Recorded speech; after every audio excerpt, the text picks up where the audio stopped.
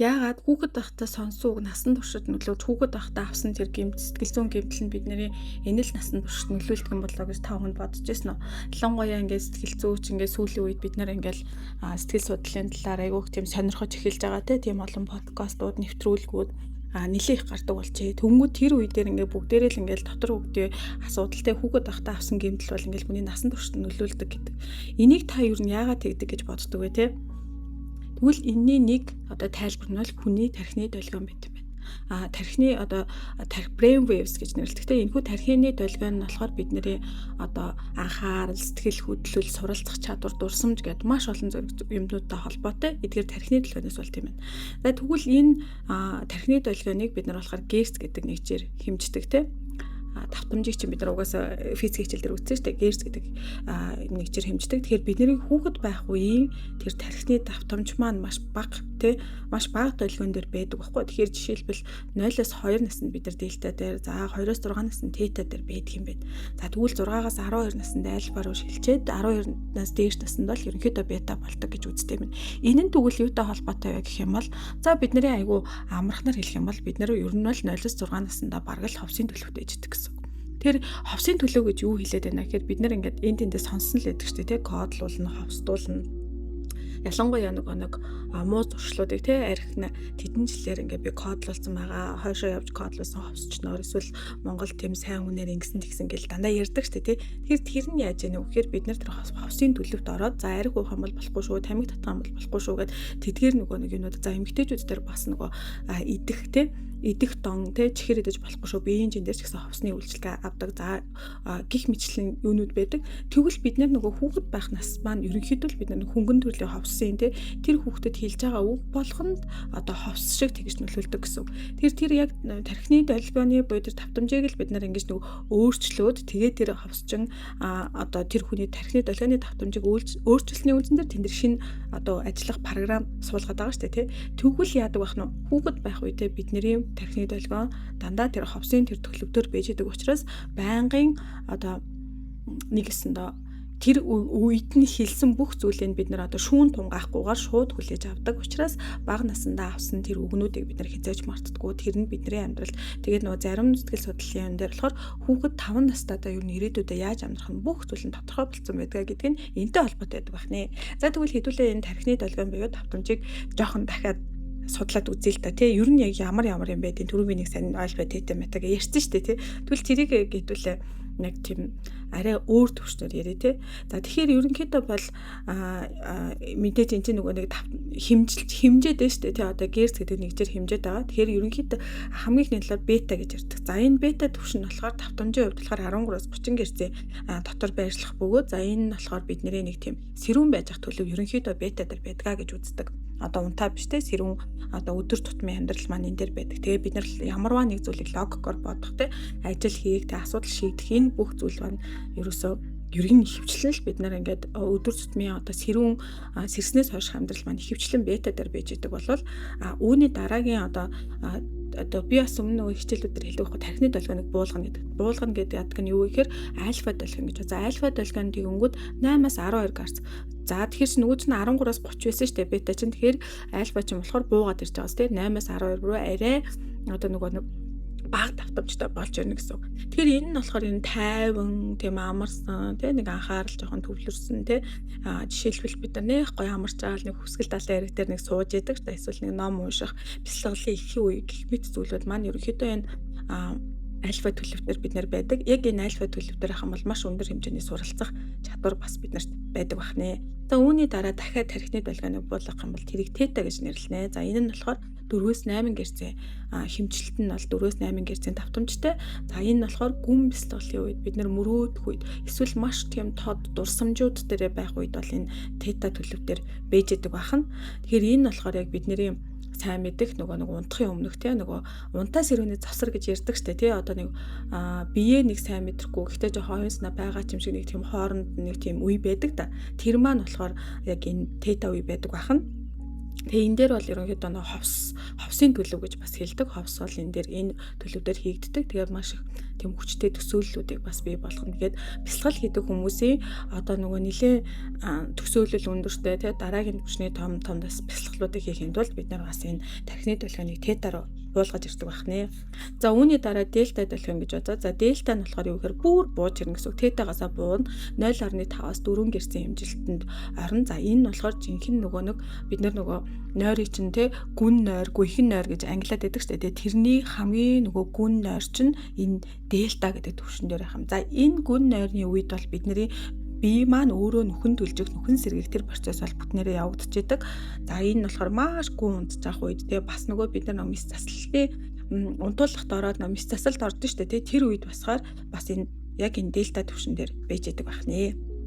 За үүний дараа бүр хит өндөр давтамж гэж байдаг. За хит өндөр давтамжтай гамма гэдээ байдаг. За энэ гамма нь болохоор давтамжны хувьд бүр нөгөө доошоо явж дээш явж байгаа байхгүй юу? Юунасаа дээшээ гэсэн үг. Бета гэж ярьсан шүү дээ. Бетагаас дээш бүр 30-аас 100 гэрс хүртэл байдаг. За энэ нь болохоор маш өндөр ухамсар эсвэл одоо маш их хэмжээний гүн төвлөрөл нөгөө энэ сайд нөгөө нэг сэхэрл одоо гэгэрлэхэд бас сэхэрл гэдэг те тэр үед болдог. Тэгэхээр энэ үед болохоор бид нарыг юмыг одоо харах тэр одоо өнцөгч юм уу шал өөр болдог. Одоо хүмүүс ингээд та нар ингээд бясалгал хийгээл нүг гэгэрц хүмүүс ингээд яриад байдаг үстэй тий. Бид нар тусдаа биш ээ. Бүх зүйл ингээд нэгдмэл байдаг тий. Бид нар ерөөсөө тийм одоо чи бит хоёр тусдаа хүн биш байхгүй юу?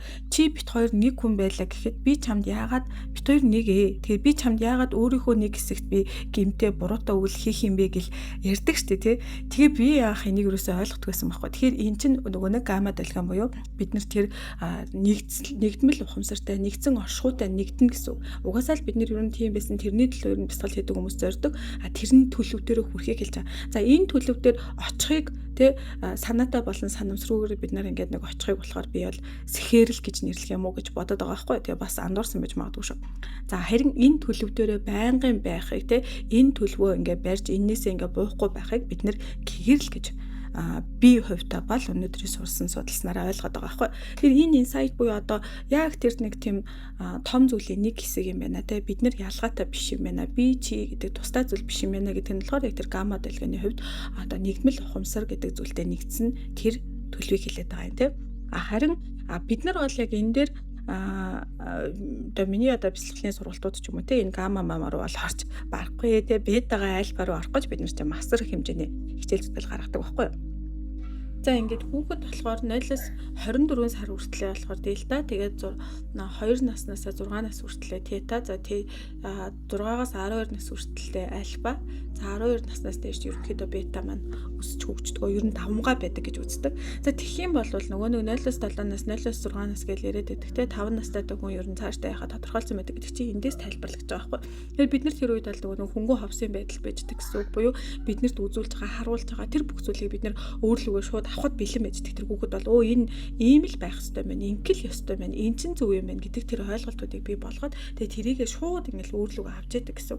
Тийм учраас нөгөө бага насны суусан тэр ихтгэл үнэмшил одоо бага насны суусан гэмтэл юу гэдэг тэр бүх зүйл чинь бидний одоо байшингаар ярих юм бол жинхэнэ хундам нь болчихж байгаа гэсэн үг байхгүй. Тэгэхээр энэ хундам ямар байх нь одоо яг тэр үед үзүүлж харуулж байгаа юмыг шалтгаална. Тэр үед яхаа гэхээр хүүхдэд шүүн тунгаах сэтгэлгээ байхгүй учраас тэр өгж байгаа бүх зүйлийг ингээл ийм л байх ёстой байна гэдэг тийм одоо өгөгдлөөр шууд авч идэг гэсэн үг байхгүй. За ерөөсөө л ийм л байх ёстой байна. Эннээс өөр байж болохгүй юм байна гэдэг. Тэгэхээр ийм шүүн тунгаах сэтгэлгээ чинь нөгөө 12 наснаас хойш те бүр ерөнхийдөө бол бас нэг гүйцэд хөгжиж дуусна 25 нас гэж үздэг. Тэгэхээр бид нэр ингээд яг тэр болтлоо бид нар шүүн тунгаах сэтгэлгээ багтаа учраас одоо юмнуудыг ингээд авах нь их байдаг. Гэхдээ бүр одоо 0-аас 7 насны хүүхэд бол бүр ямар шүүлтүргээр өөртөө нөгөө порлон шиг бүх юмыг ингээд сорж идэг гэсэн үг байхгүй. Тэгэхээр энийг болохоор зарим одоо юунд болохоор хөнгөн ховсын төлөвт байж байгаа гэж үздэг. За тэгээд тэрнээс хойш 6-аас 12 насны дээр болохоор яаж нэхэр альфа долгион маань нэлээд түлхүү болоод давмгай болоод ирэх үед болохоор тэр үед хүүхэд маш сайн сурдаг. 6-аас 12 наснд бол тэр сурсан зүйлээ бол насан туршдаа маш сайн ялангуяа альфа дээр бид нар юмыг маш сайн сурдаг байхгүй. Тэгэхээр тэр сурах процесс маань айгүй өндөр тэгээд тайван байж идэг байна. За тэгээд 12 наснаас эхлээд нөгөө бета долгион маань бий болж эхэлдэг байна. За тэгвэл одоо хэдүүлээ бетагаа дэлгэрүүлж ярэ. За бета маань болохоор нөгөө нэг өмнө хэлснээр 13-аас 30 градус гэж бодлоо герц шүү заяа. 13-аас 30 герц гэсэн шүү дээ. Тэгэхээр тэрийг бас 3 ангилдаг тий. Нам тэгээд дунд тэгээ өндөр гэж 3 айлна. За нам нь болохоор ерөнхийдөө 13-аас 15 градус дээр 13-аас 15 герц дээр байдаг. За тэгэхээр энэ үед болохоор яг уу гэхээр бид нар айгүй тайван одоо нэг тийм ажиллаа хийж байхдаа их тайван эсвэл нэг ном уншиж идэх ч юм уу те ер нь нэг тийм аятайхан тайван төлөвийг хэлдэг. За үүний дараа дундаж гэж байгаа. За энэ дундаж болохоор 15-аас 22. За энэ 15-аас 22 герц дээр юу болдгоо гэхээр бид нар нэг шалгалт өгөх ч юм уу эсвэл нэг жоохон намайг нэг тийм сандрахсан гэхдээ тийм аюултай төвшөнд биш гих мэтчлэн тэгээ тиймэрхүү ер нь бол хүний энгийн хүн бол өдөр тутамдаа бараг л энэ дундаж бета төлөвдөр байнга ерөнхийдөө л байж идэг гэж үздэг. Сэрүүн байх хугацаанд тий. За тэгэл нөгөө хүн чинь ингээд юмнуудад ингээд нэг тийм хандна. Гэхдээ бас жоохон тийм нэг шалгалт өгж явахт ямар байдаг лээ те тийм нэг тийм хүлээлттэй тийм тогтолтой те дээрээс нь нэмээд нэг тийм ингэх ёстой шүү тех ёстой шүү гэсэн нэг дотоод дуу хоолой үргэлж байсаар байна. За үүний дараа өндөр гэж. За хамгийн том асуудал бол энэ өндөр давтамжит одоо бета дээр байгаа аахгүй. Тэгэхээр энэ болохоор 22-оос 30 герц дээр байж байдаг. За энэ үед болохоор яг уу гэхээр бид нэр одоо маш их тийм тулгамдсан асуудалтай юм шиг тийм бидний нөгөө хилээд байдаг стресс гэдэг зүйл чинь энэ магадгүй хүнтэй маргаан үсгэсэн тийм асуудал бухимдсан тийм нөгөө нэг ингээд дотроос нэг ингээд байнгын яана болохоо байлаа эсвэл нэг тийм нэг тодорхойгүй айц төрөөд байдаг тийм ер нь зүгээр яж хахад би ингээд айгаад байна ч гэдэг юм уу тийм энэ нь болохоор бид нэр хөвчлэн энэ өндөр түвшний бета дэлгэн дээр байгаад тахаар тэгдэг. Тэгэхээр энэ бясалгал өөрөө яадгүй гэхээр энэ долгионуудыг одоо тархины тэр давтамжуудыг ерөнхийдөө буулгаж өгдөг. Тархины долгион бой тэр давтамжуудыг л герцүүдийг нь буулгаж өгдөг. Тэгээ бид нар энэ яг тийм стресстэй төлөвтэй өндөр бета дээр байж байгаа юм бол аюу тийм стресстэй бухимдалтай байх нь шүү дээ. Тэрийг буулгаад ирэх юм бол арай нэг тайвшраад нэг айтайхан болоод бүр буулгаад айлбар ороод ирэх юм бол нэлээд тайвшраад. Тэгээ тэр хүн ингээд нөгөө ингээд энэ дэр нэг маргаа үсэт гэдэг байхгүй. За хүн ингээд тайван байх юм бол те юунд санаа зовхгүй байх юм бол айгүй амбицгүй байна те. Альва зүйлд ингээд нэг тийм одоо юу гэдэг те алаан талаангүй жоохон тийм амбиц энэ байхгүй тийм айгүй утгагүй болчиход ирнэ гэж хэлдэг байхгүй. Гэтэл үнэндээ тийм биш ээ. Яг энэ нь болохоор ерөөсөө тийм биш. Харин бид нэр ингээд тийм тайван байхдаа илүү их сайн сурч, тайван байхдаа илүү сайн зөв шийдвэрүүд гаргаж, илүү их өндөр үр бүтээмжтэй байж байгаа гэж үздэг. Тэгэхээр өөрийнхөө нөгөө нэг стрессийг тайлъя, ядаргааг тайлъя гэх юм бол бид нэр аль болох тэр тархиныхаа долгионы тэр давтамжуудыг ингэж унгаад л байх юм бол илүү сайн байх нь шүү дээ, тийм. Тэгэхээр энэ дээр одоо нэг асуудал гарч ирнэ. Юу вэ гэхээр хүмүүс аюултай аффирмац хийдэг, манифест хийдэг гэх одоо нөгөө нэг би бол мөнгөний соронд ч гэх юм уу тийм би эсвэл наар те би амжилтын эзэн гэх мэт үгнүүдийг ингэж өөртөө дандаа хэлчихээ. Тэгээд тэр чинь ингэж чамд нөлөөлнө гэж хэлдэг те. Гэтэл энэ үгнүүдийг бид нөгөө нэг тархины долгисол чинь нөгөө нэг бета дээр байх юм бол уучлаарай тэрийг хэлээд чи тэрийг оруулахгүй байхгүй өөрлөгөө оруулахгүй шүүн дунгаах сэтгэлгээгээ нэг тийм байгаа шүү дээ тэр чинь биднийг оруулахгүй. Тэгэхээр бид нэр бясалгалаар ч юм уу ямар нэгэн арга техникээр тэр тархины толгойныг унгаж ээж те альфа тетаар оруулж ээж бид нарт тэр зүйлүүдийг хийдэг байх нэ.